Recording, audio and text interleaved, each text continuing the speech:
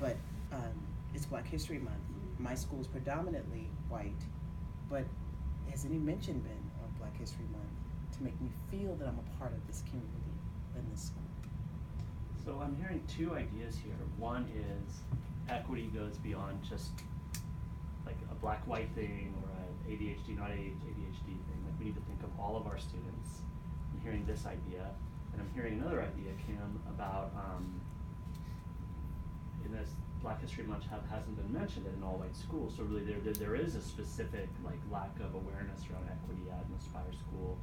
I'm wondering if anybody wants to build on to one of those ideas or challenge them. I would like to add to your idea, Kim, about how, like me, I mean, I always say this is the Berkeley in me, but I always think about like the race aspect of like, this is why I got so interested in Aspire, because they target, communities that have historically lacked the access to quality education. But then after a restorative circle that we had at my school, we reflected, my mentor and I, and we talked about how Aspire does a great job at like providing rigorous education instruction to students, but we ignore the issues that happen outside of like school gates.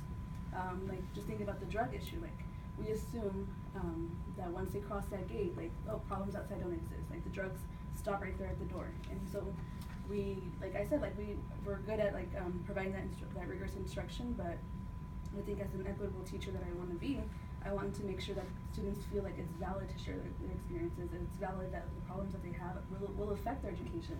And instead of ignoring it, finding ways to not attack it, but like bring it up and address it and find solutions to that. Because if they're worried about, I don't have food when I get home, or I have to babysit my like siblings, but I have this like two homework assignments for just one class and times 4 classes, that's where there's like a divide between being equitable. Like we're not taking those issues into consideration.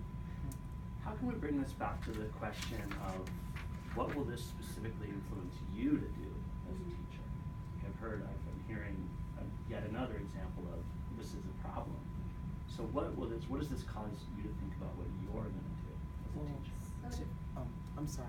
No, go ahead. To feed off or to add to what she was saying, to this idea, as a teacher then to have more empathy, maybe to get to know your students better and their families, so that you understand that, mom works nights and sister has to take care of things. So let's help her with that. Maybe I can give her the homework earlier. Maybe I can have it due on Monday instead of Friday like everyone else. And so try to be more flexible as a teacher, try to communicate more with the family so that I can get a better understanding of what my students are going through. Drugs is a little iffy, so you're not going to always have that conversation come up. You may not know that that's an issue, but also being perceptive enough to kind of see the differences and kind of without the student telling you, but you can kind of tell there's something wrong, and they don't have to tell you, but maybe make accommodations again, be more flexible. So exactly what you said, and then building off what Evangelina said, the last bullet point here on the belief statement, nurture an open, collaborative, and trusting environment. I think that goes beyond coworkers and employees, but it really does extend to the students. If we don't have this open communication with them and let them know, hey, look, I really want you to succeed. I understand that your home life is very different from the students over here. I'm willing to work with you.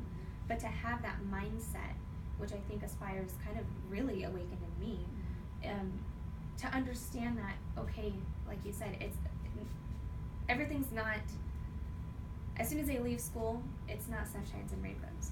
Every student has their own reality that they need to deal with, and we as teachers need to understand that and even appreciate that, and appreciate the diversity that they bring into the classroom. So for me personally, I think it allows me to kind of step back and say, okay, this isn't a personal attack. That's something that myself and Montoya were talking about earlier. It's not a personal attack on the teacher. It's, let's think about this in a roundabout way. What is happening outside of school that I can assist the student with to make sure that they succeed and give them that equity? I'm going to stop our conversation there. There's a lot more that we could go into, but I just want to stop it for the second time, to be honest with you. But a great conversation. You can cut it. Thanks, Montoya.